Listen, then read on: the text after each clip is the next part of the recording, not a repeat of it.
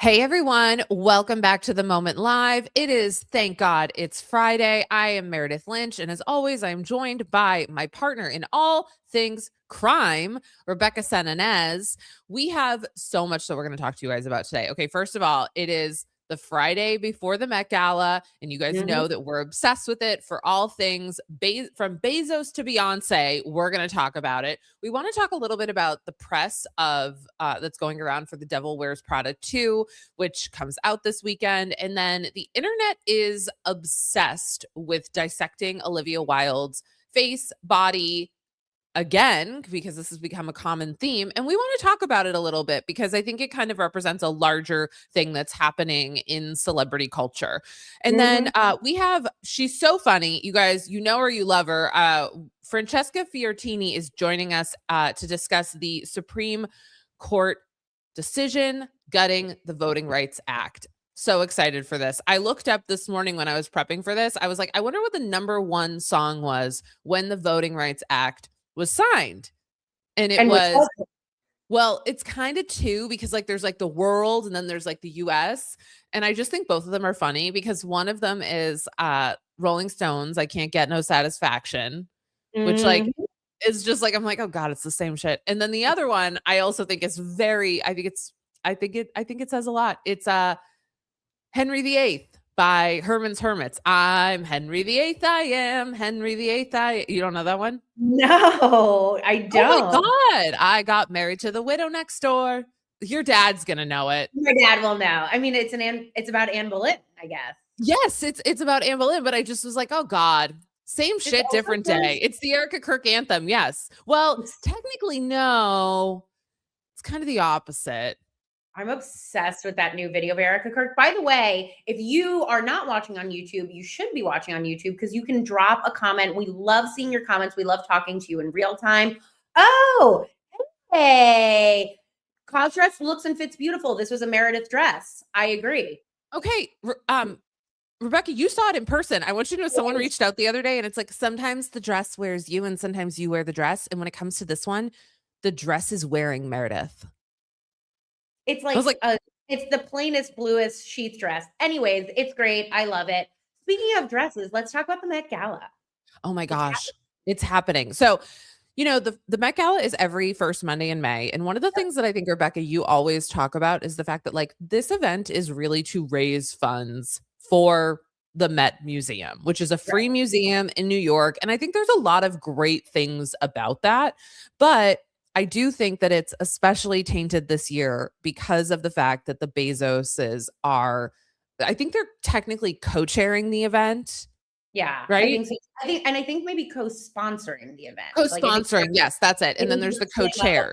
Yes, exactly. Right. Like, I think that it's like Vogue / the Bezoses are putting it together. Yeah. And I think for me, I've just found that there's a lot of irony around an event that is, you know, at its core, supposed to raise funds for the arts, specifically like a free museum in, I would argue, the greatest city in the world. Sorry, Los Angeles. But I do think it's the greatest city in the world. I do. Without a doubt. But I love LA. But I think it's kind of ironic that oh my God, this is so bad, by the way. Right? Okay.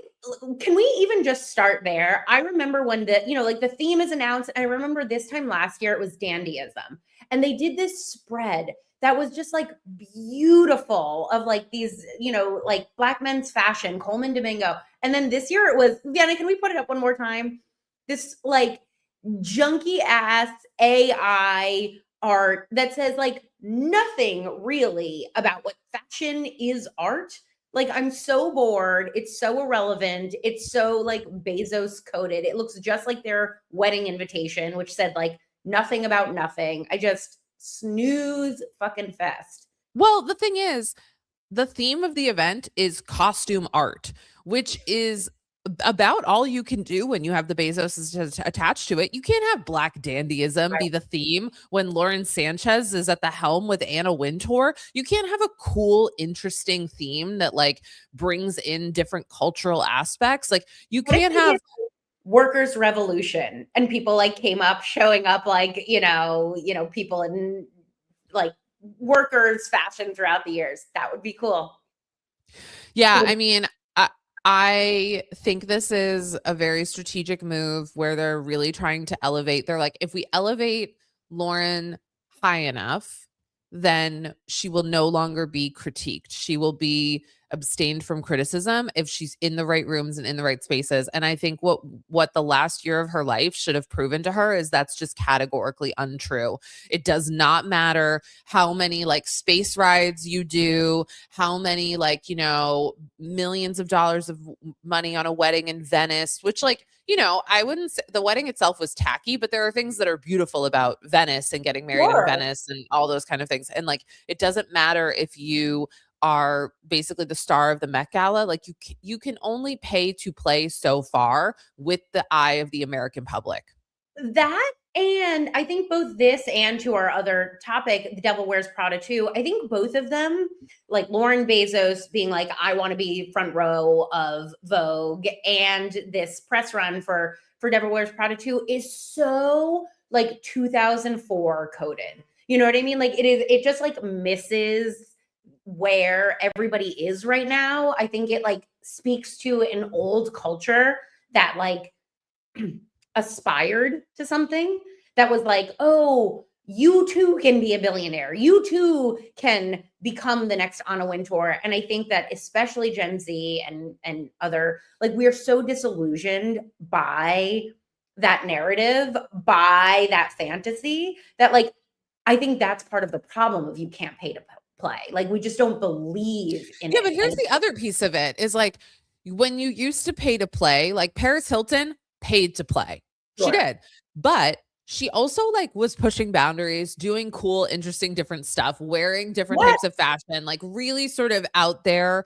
And the thing is like the Bezoses aren't doing anything interesting. Like there's nothing interesting happening here. And so I guess my thought is, first of all, if you wear an ice out pin to the Met Gala, I am going to drag you in perpetuity. That is your fucking warning, celebrities, because just a friendly reminder, going to the Met Gala and being like, ice out when you're sitting near Jeff Bezos, you know what? Why don't you go right up to him and say, hey, is there anything you can do to talk to your friend Donald Trump to get ice out? Yeah, that's right. You know, it's interesting. Bullshit. One of the people who's not going to be there, and I think the reason she's not going to be there, I'll say Ariana Grande is not going to be there. And she's somebody who's been wearing an ice out pin. And so in some ways, like good for her for not being there. I also really think it's because she just announced she's dropping an album in July, and celebrities tend to be like, I'm going to go away and disappear until I'm ready for this new era and show up. Speaking of which, Beyoncé is a co-chair of this event, this blessed event, which we can talk about. But part of what's happening is that Beyoncé loves the Fourth, right? We are 2 years out from her last album, Cowboy Carter. She's cleared all of the merchandise on her website from Cowboy Carter. And she put up a video on her website, like deep in it, of Stevie Nicks with like an old Destiny's Child video with Stevie Nicks. There she is, which to me suggests that everybody thinks that Act 3 of Beyonce's albums is going to be rock and roll, and like Stevie Nicks is here. So I don't think we're going to get the drop on Monday the 4th, but I do think we're going to get album is coming on Monday the 4th. That's what I think. Yeah, I mean, that feels right. I think it's very possible. And I think like, you know, here's the thing. Beyonce, Venus Williams, and Nicole Kidman have all taken a little risk of their reputation by co-chairing this year's Met Gala. But I will say, and we talked about this on another podcast that we did, I'm like, they picked like 3 women, 2 of them being Black women, who have reputations. Like, you know, there's that score that that happens, like a score of how well liked people are. And like, you know, I think like The Rock is really high on it and like things like that.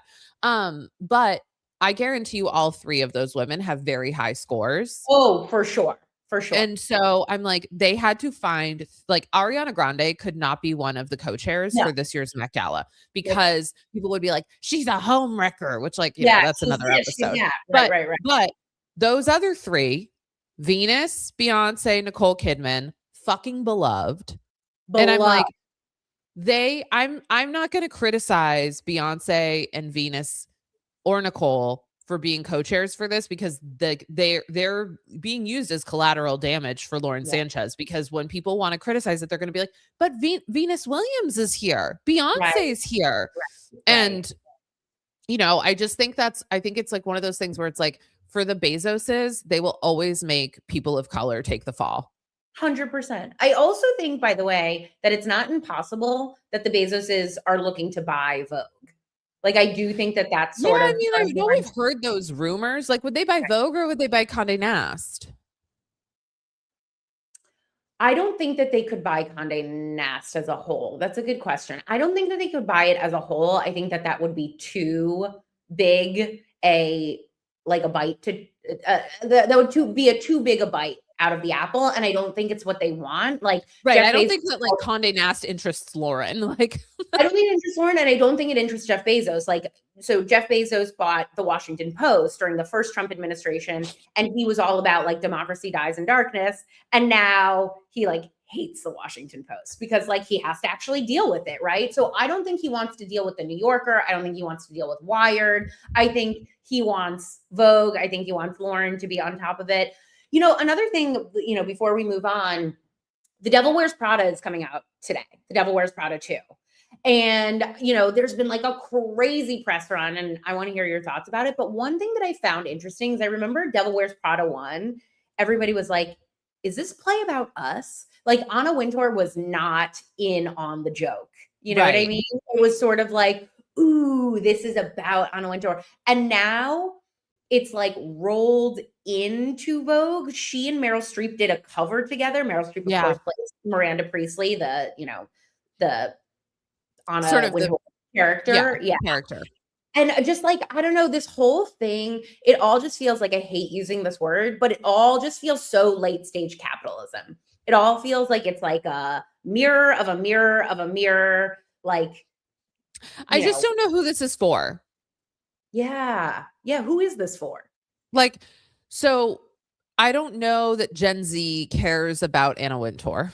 For sure not. And so I'm thinking about like, who is like, I guess this is for millennials who liked the first movie, but I also think like a lot of them are really like sort of disenchanted with a lot of the things that are happening right now in this country and economically and even in fashion. So I guess I'm just like, I guess this is like an opportunity for everybody who's within the space to get a press push. And that's why it feels really good. It's like, that's all it is. Like, they need it. Like, it's great for Vogue because like, even though I know she's still there, but like there is a change of leadership happening. So like, that's one piece of it. It falls really nicely around the Met Gala. Like, it's, it brings back nostalgia, which people love. It brings us back to like what feels like a simpler time, which like, yes, it was. And it wasn't. It was the best of times. It was the worst of times, you guys. Like, I guarantee you, if we'd made that same fucking podcast the week that The Devil Wears Prada 1 came out, I'd love to know what was happening there. It would have probably been like, these are how many people died, like soldiers died in Iraq this week. 100%. Like, you know what I mean? Like,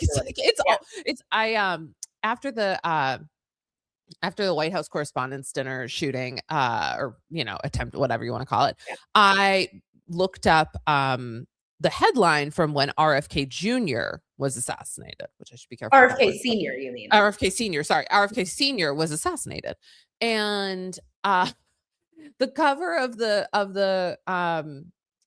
newspaper, of like the San Francisco, I forget which one it was, newspaper that day, was like, obviously that. And then it's like, Israel bombing this. And then it was just like the stories were exactly the same we're dealing 100%. With right now. And you're kind of like, Jesus Christ, it really never ends. Like, even though I know we always say we're in the craziest timeline, I'm like, I don't think I think whatever day you wake up, you think the timeline's insane. So we're going to talk about this a little bit later, but something that I was thinking about with the Voting Rights Act is, or like the Supreme Court making this decision and sort of gutting it is exactly that. Like, the things that we just keep on sort of like, we tie it up and then we're like, what if we just like unbraided it a little bit? And so we end up in this like constantly in the same place. We can't just like move on to the next problem, of which we have myriads. You know, like By the we way, I do. just want to fact check in the comments on TikTok. Someone's like, you mean JFK, not RFK? No, I mean RFK. They both were. You Yeah. guys, they Interestingly, both were. RFK was pew-pewed by a Palestinian rights advocate. So it's like Right. it is all the same, you know, conversation and tensions like burrowing underneath and violence. Right, look, Israeli jets hit it. And Jordan Jordan guns. guns. Shocking. Look at this. This is the same Shocking. bullshit. What's the Speaking of Johnson thing? What's the Johnson headline? I'm trying to read it. I can't see it that well. Johnson. This I was don't the know. Vietnam War, I'm sure, because Right. Johnson. What's the date on this? When was he Uh, asks Russia to pitch in? There you go. Johnson asked, but what's the date on this? April 1968. Yeah. Maybe. Yeah, that makes sense. Yeah, okay. Yeah. Anyway, I just want to say it's the same old song, kids. Yeah, it's almost April 19th. It's almost to the month. It's crazy. I know. But anyway, yeah. You know what else keeps? Yeah. Go ahead. Oh, I was going to say, you know what else is evergreen, always, never changing, is the way we look at women and dissect their bodies and faces and aging and their inability. And you were the person who pointed this out to me, and I was like, oh yeah, I guess I have seen this everywhere. Everybody has a problem with how Olivia Wilde is looking on the internet right now.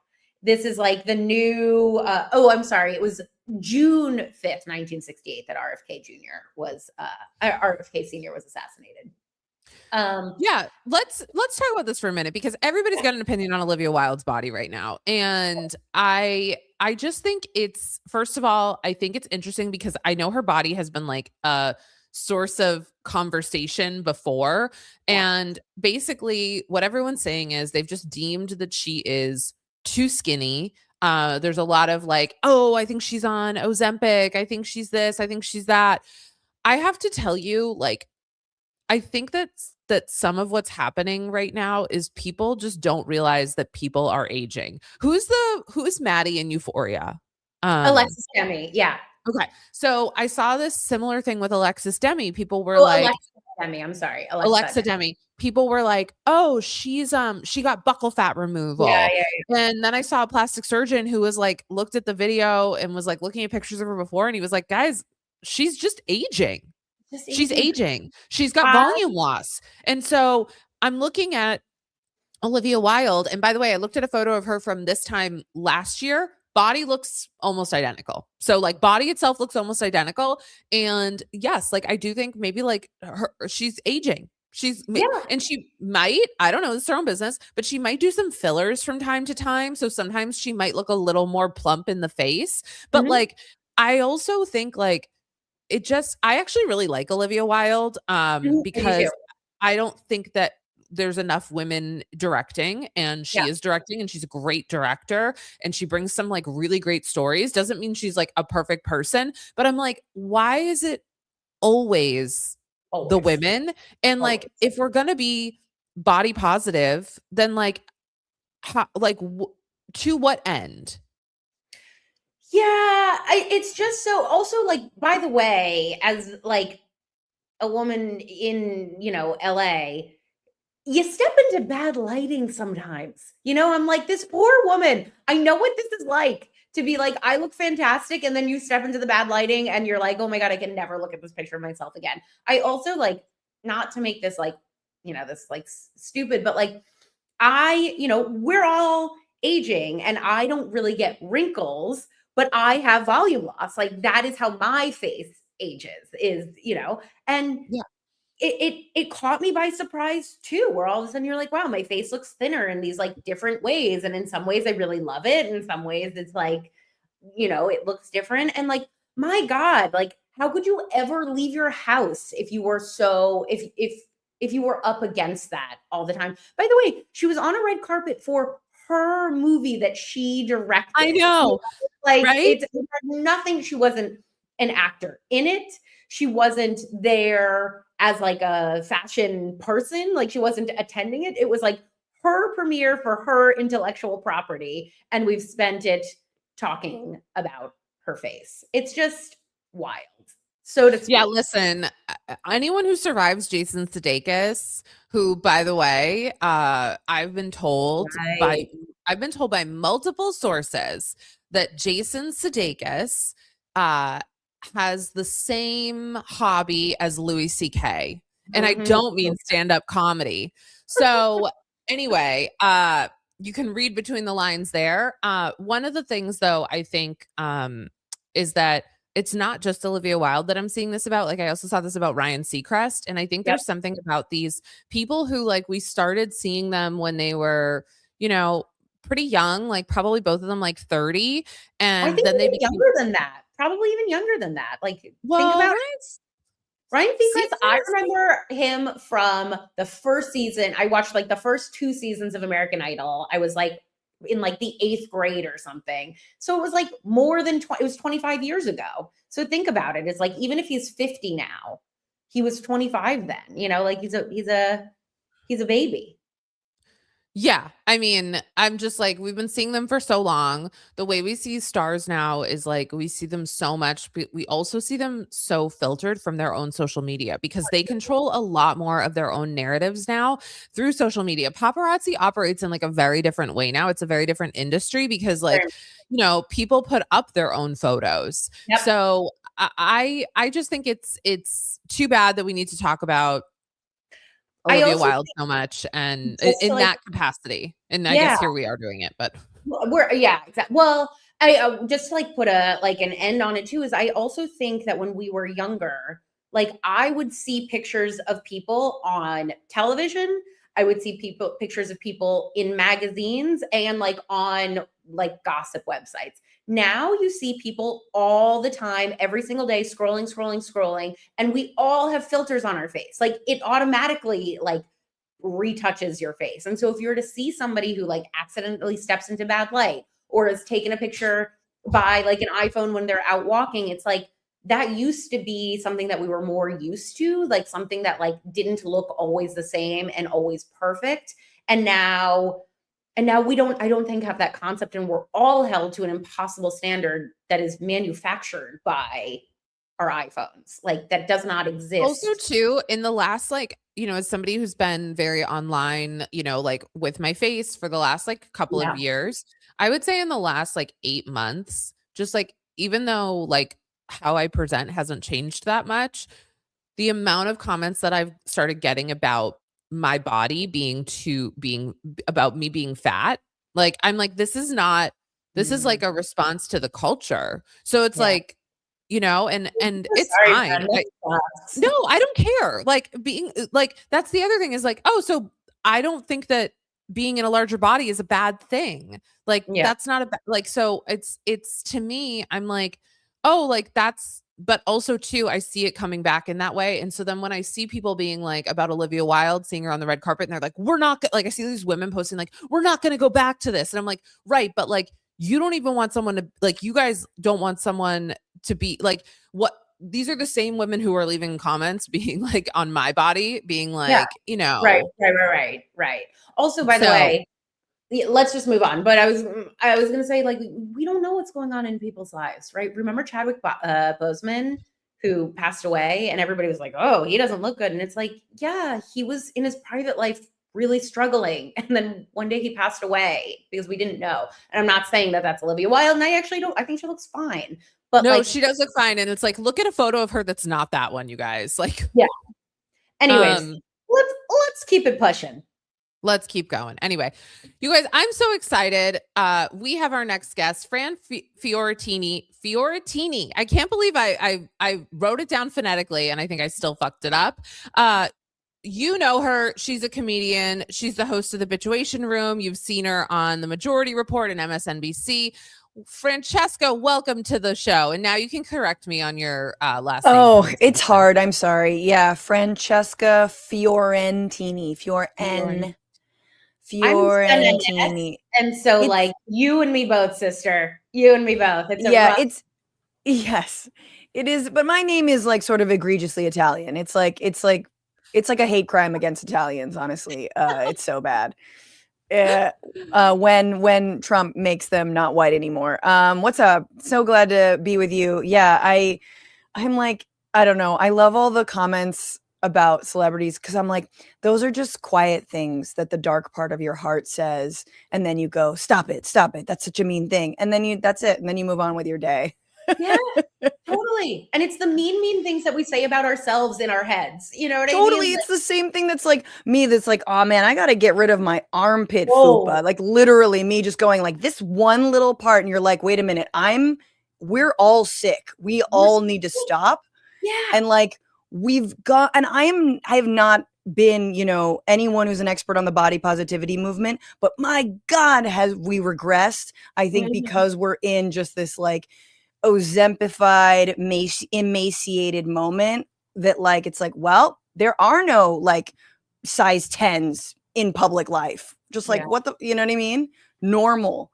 I also wonder if, and like this brings us into our topic together, is like, I wonder if on some level, hear me out, I'm doing this in real time live, it's also part of like the DEI backlash, where it's like, we don't do DEI, like make America great again. We all look like, let's not, let's not kid ourselves that anyone could be attracted to anyone who isn't, a skeleton. It's like, no, that's not true at all. Maha. Like, think about Maha. Like, Maha does have a big hold in MAGA. And one of the things that I think a lot of Maha people throw around, they throw it at me, is like, well, don't you want to be healthy? And I'm like, okay, what does that mean? Because for them, healthy equates to thinness a lot of the time. Yeah. And so I think it's our producer Brianna brought up a great point. You know who I don't think thinks about this at all? Clarence Thomas. No. Oh, he does not. He is a disgusting little ghoul. I mean, all the ghouls, they can get to work, but also if I had a lifetime appointment, can you imagine how much, like if you had a lifetime appointment, how much would you just let go? Just like whatever. Well, let's up to speed really quick. Like let's really quick, because I've seen you talk about this, Francesca. We've talked about it. But if you guys missed it, this week, the Supreme Court made a decision 6-3, of course, as like a partisan split per usual. They struck down Louisiana's congressional map. Basically, the decision that they made was that you can continue to gerrymander in a partisan way, which means redistricting, but you cannot do it based on race, which was part of the Voting Rights Act in order to make more equitable racial voting districts. It like helped get more Black representation specifically, but across racialized lines.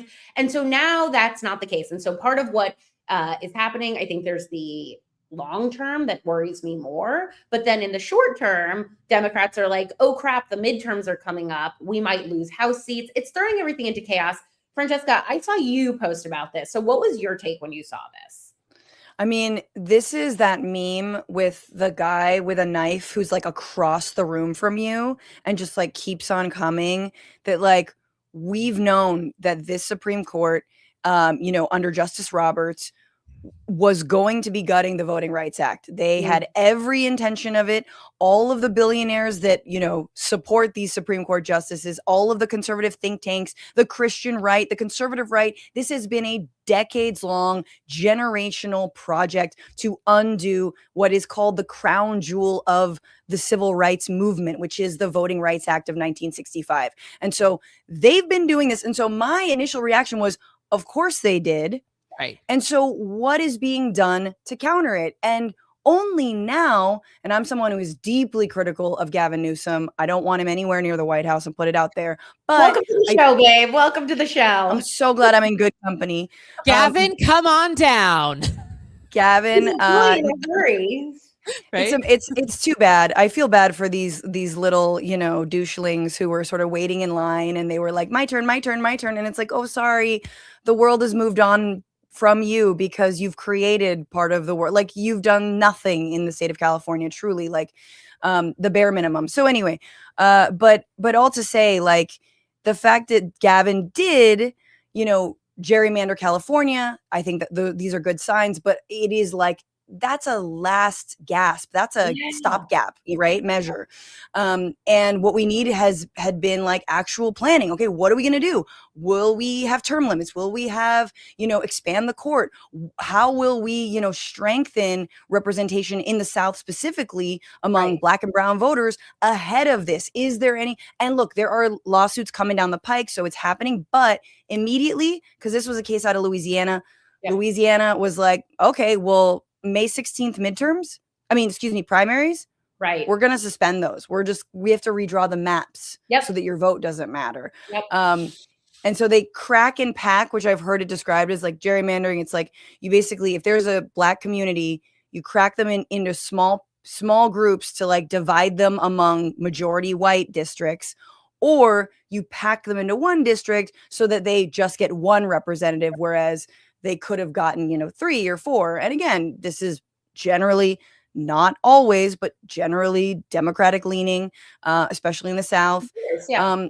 So it's really disappointing because you're like, man, we knew this was going to happen. So like, what was the plan of attack? Ron DeSantis in Florida just passed new maps to give them Republicans 4 more seats. So I think what we've all been saying, like, why is Trump acting like he doesn't care about public opinion? Why is he acting like this is going to be the last election, or that his election was the last election? It's because they're rigging it. And I think he knows that. It's just a race to the bottom too, right? Like, it'd be one thing if the decision was, no more gerrymandering, which, by the way, Republicans rejected that measure. There was a measure to say no more gerrymandering. But this is like, no, we want gerrymandering on steroids, but only in ways that benefit white people and Republican white people specifically. Like it's just so craven, it's just so manipulative. It's so cynical. And I also, I saw this and I was like, I could feel it in my boat. This is going to be like Citizens United, where in 15 years, we're going to be like, oh, well, whatever bullshit is happening in 15 years, we're going to be like, oh, well, that, this all started with this Louisiana decision. Sorry, Meredith, you were going to say something. No, one of the things I thought was really interesting about this case is it's Representative Cleo Fields is the rep in that district. And I don't know if you're familiar with Cleo Fields, but the way that district is set up in Louisiana is that a lot of, or like that area of Louisiana is set up, is that like, it's one of those ones where it's like Mike Johnson or Cleo Fields. Like you have to go down to like the street address number to figure out who was the representative there. So I also think it's like no coincidence that basically Mike Johnson is the one that's around there too. But the thing is, I keep seeing Cleo Fields because he's also the representative of the district where there was the mass shooting in Louisiana a couple weeks ago, where all those children were I can't say the word on TikTok live. But I just think it's like one of those things that it's going to keep coming up. They're going to keep going for these sort of like, whether it's the Voting Rights Act or something else. Like it's not necessarily just this. It's going to be other issues where they keep targeting these, Black and brown communities, making them into sort of the opportunity to put new legislation or to overturn something.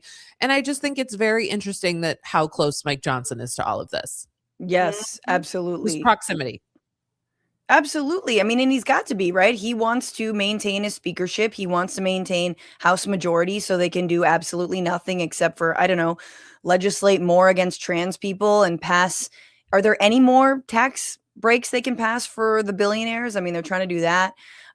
But God, Rebecca, when you said like, this is going to be the 15 years moment, like my heart is in my feet because I'm just like, I don't think, and I hope we don't get to that moment, because we really are in a radically much more urgent moment than we were when Citizens United was passed. Oh, yeah. And I feel like we all see what's happening. The term like they're playing in our faces is so apt, and everybody recognizes it, from the most, libbed out centrist to, a radical. Like everyone kind of gets it. Even Republicans understand the concept because they see all their taxpayer dollars going abroad. But I'm just like, we've got to make this an issue. So any Democrat who's like, expand the courts, term limits on the courts, let's actually investigate like who's getting which gifts from whom. Clarence Thomas got Harlan a 18-wheeler, from a Nazi collector. Like, what's going on here? And and remember, the whole thing with that was that they didn't disclose it. It wasn't that they couldn't get the gifts; it's they didn't disclose it, which is so funny. The Supreme Court has no ethical code. Like that, like No code. they get to do whatever they want. I want to actually shift to another story this week that I want your take on that is more in the Democrat side. So yesterday, Janet Mills, the governor of Maine, dropped out of the Senate race against Graham Platner. She was sort of like this establishment candidate. She's an much older woman who was backed by Chuck Schumer. Meanwhile, Graham Platner is like this, kind of like outsider rogue candidate who Bernie Sanders and Elizabeth Warren have backed. And she dropped out because she doesn't have the support. And I said, finally a Democrat read the room and was like, you know what? I guess I'm not the person. By the way, just as a reminder, they're both going to try and unseat Susan Collins, who perpetually has concerns in the fall. So what did you think about seeing Janet Mills finally take the back seat there? Yeah, I mean, we've not seen it in a long time. I mean, the sort of more establishment status quo candidate handpicked by Chuck Schumer, they're usually going to stay in. And interestingly, they usually out fundraise the upstart candidate. Not always, but that's what she named. She was very adamant in her, withdrawal that she's got the energy, alluding to the fact that she is 78 or something and, should be the oldest, seated senator. But again, Democrats love when our electeds die in office. But she was like, I have the energy, I have the ideas, I don't have the money. And then you look at the numbers and you're like, damn, Platner. Relatable, by the way. Yeah. I'm like, that's me. I've got the energy. I've got the ideas. I just don't have the fucking money. Okay. I mean, my God, it's so true. And if we were running in any kind of political race, we'd probably bow out. I'd like to think so, but that's exactly right. I'm like, if anyone wants to give me the money, I'm right here. I'll do a lot of things. I will do a lot of things. Yeah. Yeah. But yeah, so Graham Platner has out fundraised her. A lot of these are small dollar donors. He doesn't take corporate PAC money. That's very, very clear. And, he stands apart. A lot of people are outside of Maine. They don't understand. And I'm seeing reports from Maine, journalists who are like, I've never seen a bigger rift between the national media's coverage on this and the way that Mainers feel, which is they like Graham Platner, former oyster farmer. He's a vet. He's talking about going after the 1%. That's the only people who are gouging us. We need to stop being distracted by issues around immigration or trans people. Although he has made, Reddit comments and he's got that awful tattoo. And so he's kind of on this journey of resuscitation. I mean, he's been on that journey clearly before he started running. And so he was even confronted by a trans woman in his audience who was like, please tell me about that, about your comments. I think he made, just some blanket anti-gay stuff. He was incredibly forthcoming. There is, and I hate to say this about politicians, but you can tell when there's a sincerity and you can tell when you're being given kind of the fucking form. Yep. Right. Right. And so also, we have to have a level. We have to have a level of somebody asked me yesterday about Mark Wahlberg because I had made a video about when he, committed multiple hate crimes. And they're like, you don't think people can change? And I'm like, do I think Graham Platner can change? Sure. Do I think that someone who goes out and physically assaults people because of their race can change? Not really. There's gotta be a barometer. And I think that's part of the problem with the culture is that we get angry so quickly and we have the same reaction to everything. But my question to you, Francesca, is are we seeing anything about how people in Maine are still reacting to Susan Collins? Because I'm not saying I like Susan Collins. I'm not saying that I'm for her, but she does, I think, for some people represent sort of the old guard of the Republicans. And, being a New Englander, I do see this thing in Maine where I think there is the super liberal Portland, sort of world of Maine. And then there's also there's Maine and there's some staunch Republicans. So any sense of how people are they still sticking with Susan Collins? You know, I've seen the polling, Graham Platner v. Collins, and he blows her out of the frame, like Okay. just truly. Right. But I will say that now that the primary is basically wrapped up, the Yeah. primary is the big hurdle for me because once you're going toe to toe with a Republican in this economy, with these Yeah. wars, with the beautiful one big beautiful bill, with the Mm-hmm. Medicaid cuts, with the hospital closures, like come on, you've got everything in your arsenal. Like Graham Platner is going to destroy her. He's a veteran from the Iraq wars. Like he's like made for this moment to be like, Yeah. he is like a man of the people who understands the consequences of a shitty war. I should say Don't shitty. fetter me, bro. Don't Fetterman me, bro. Yeah. Don't fetter Yeah. me, bro. I think that's oh my the God, fear. someone just said that. I think that is everybody's fear is like, could like Fetterman had this vibe too, where it was like he was the guy in the sweatshirt, he had this outsider, and then like slowly, everybody was like, oh no. And so I think that's the fear with Platner. Totally. Like, he's a wild card. Rebecca, Yeah, babe. do we think all white men are the same on this podcast? I feel like we need to address that. Like, and I say yes. We actually do. That's something we don't endorse candidates, but we do believe that all white men are the same. In my experience. It's interesting. There's like two things. I mean, one, like they both kind of have the like, working man's vibe, right? And so, I think Fetterman really effed the entire concept of like working man. Everyone's like, we just want a working man. Then like Fetterman comes in with his, nasty ass sweatshirts and it's like, okay. But like, I do think, Fetterman, let's just be real. He had an insane heart event. He had a stroke. Yeah. Managed to squeak by. And then the one issue that no one really talked to him about, which is, do you believe it's okay to ethnically cleanse, Gaza and the West Bank, that he wasn't really asked about ever, turned out to be how his bread and butter. That's how he got his money. That's how he got his funding. And he went all in, even, despite every piece of evidence of how many war crimes and what an egregious human rights violation all this was. And I think that's really what, the departure.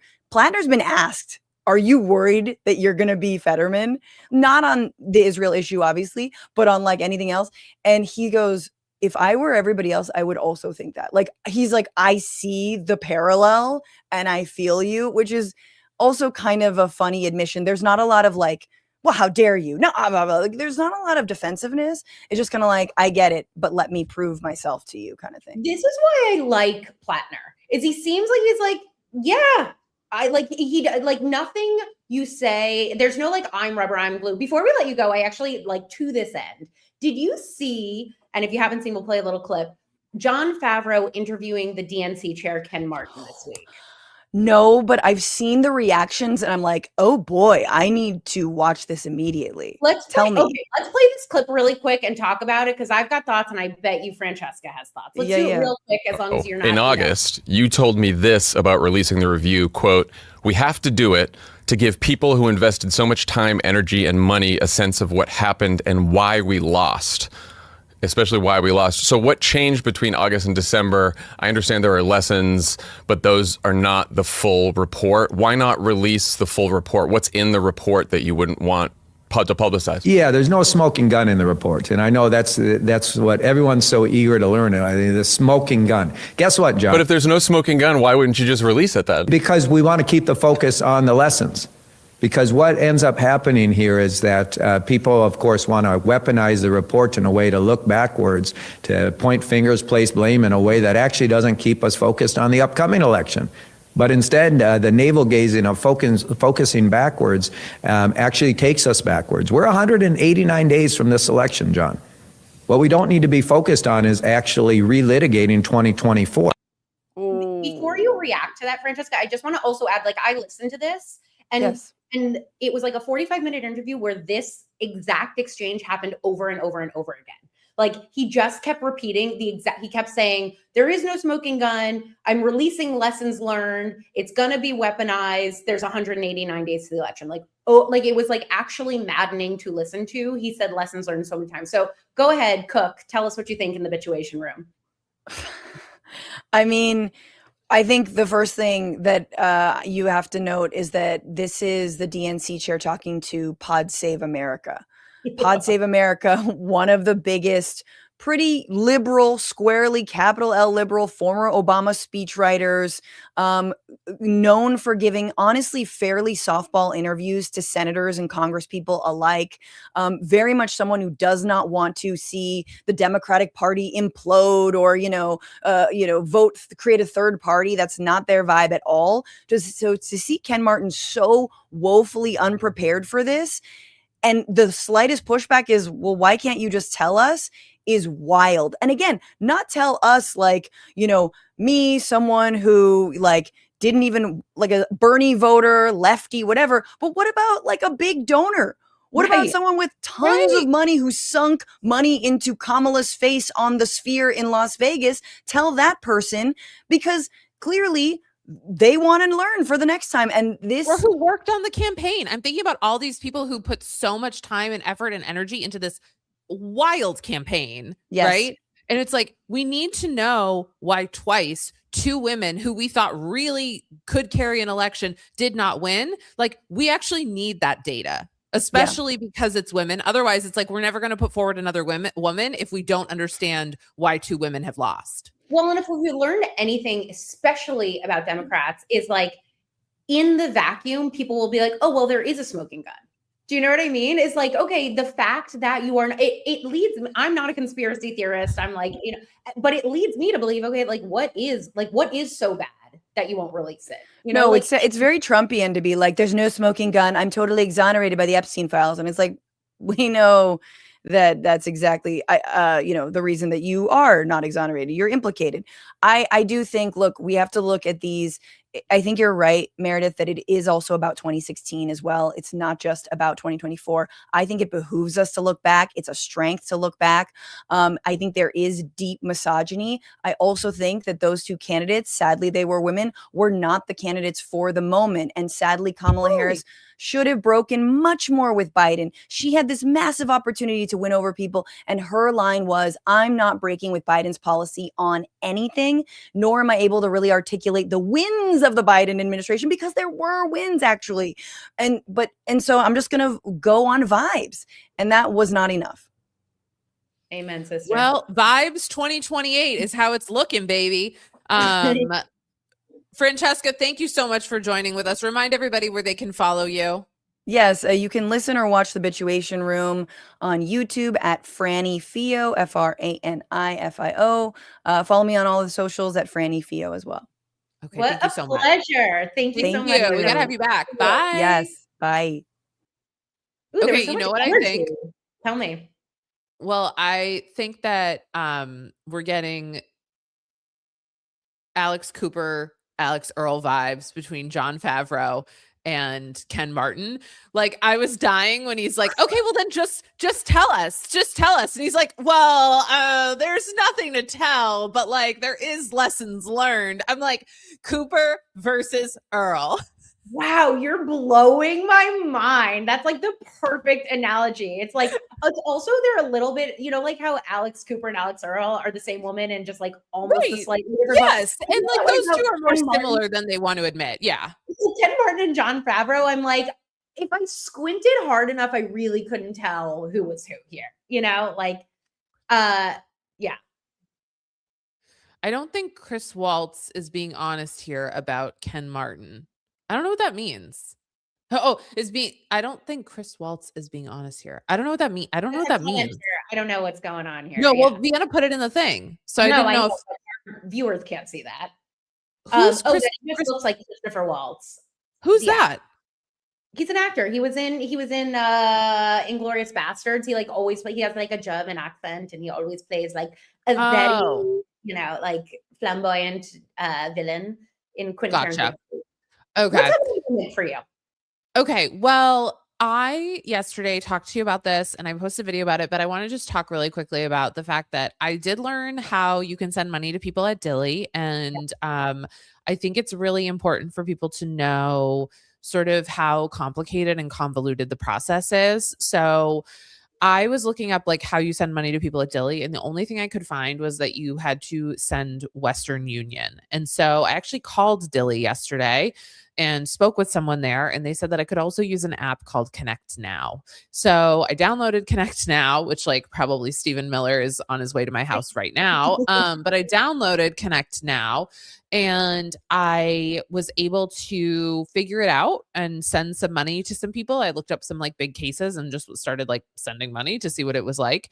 And I will say right now that it's a very convoluted process, and it also has like a pretty exorbitant fee. So basically for every like $25 you send, there's a $5 charge. So like, you know, $50, you're going to get like a $10 charge. Okay. And that all goes back to a private equity firm who owns the platform that Surprise, this is surprise. on. And so, you know, a lot of people are talking about Core Civic right now, and I don't fault them. Keep talking about Core Civic. But I do want to remind people that like private equity, which is different than Core Civic is publicly traded. I'm not saying that Core Civic is good, but I will say this, like Core Civic is beholden to different things that these private equity firms are not beholden to because they're not publicly traded companies. So there's a lot more that they can get away with. And so anyway, I just think it's really important to note, and is like my continued quest in shining a light on the ways in which private equity just infiltrates systems, including prison systems, like just not just detention centers. But you know, I just think it's and the other thing too is like you can use the money to buy commissary. The commissary is owned by a private equity firm. Wow. Like when you start to realize, when you start to scratch the surface, we hear Core Civic, we hear Geo Group. It's not just them. There's so many other places that are benefiting right now. Yeah. Yeah. That's crazy. I also I just love that you got on the phone. You texted me, you were like, hey, I just called Dilley. I love that for you. Also, when Joaquin Castro was here earlier this week, we asked what you could do. And he said that you can donate to commissary for these people who are struggling. So even though it sucks, Connect Now apparently is the way that you would put commissary. Yeah. And actually there's a group of people who have sort of set up a better flow for this that reached out to me yesterday. So I'll link them in the Substack. But I think they're called Each Step, I think. And they're connected with our friend Corey Sullivan Martin too, who's an attorney who's representing a lot of families at Dilley. And they're fantastic. Basically, they're getting the names of people from lawyers and advocates, and then they're depositing money. And what they do is they make bigger deposits. So it actually brings the fees down a little bit. So you know, I knew people would be critical of me donating because it also means that I gave some money to American Securities, but I'm at the end of the day, I don't care. I don't care. I support that fully. I think you've done so. What's happened a moment for you? Well, I guess I'll just Tuesday was a great episode, and to that end, we got followed by Miss Rachel. Miss Rachel follows this show, which we felt like a really big just vote of confidence that it was that she saw what we were doing and said this is worth looking at. And so I don't know, that gave me a big boost. It just gave me the feeling of a moment that Miss Rachel, who's well known for putting her energy behind children everywhere in every capacity, sees us as people doing that. And so to that end, if you are watching and you have not subscribed to the YouTube channel, it would mean the world to us because it helps fuel this work. It helps fuel our ability to have these conversations, to look into things like how Dilley commissary works. We're hoping to go to Dilley at some point. And then we also want to have these conversations about whether Beyoncé is releasing her album or not. So Miss Rachel following us is having a moment. And if you follow us, it will be just as exciting to me. It's called Both And, baby. Both And. You guys come back on Tuesday. We have Rep Salinas. Super excited for that. And we'll also be doing a lot of Met Gala commentary on our socials over the next couple of days. So stay on the lookout for that. We're working with Courier News on that. So really excited to do that. You guys, thank you so much for hanging out. We'll see you all later. Bye. Bye.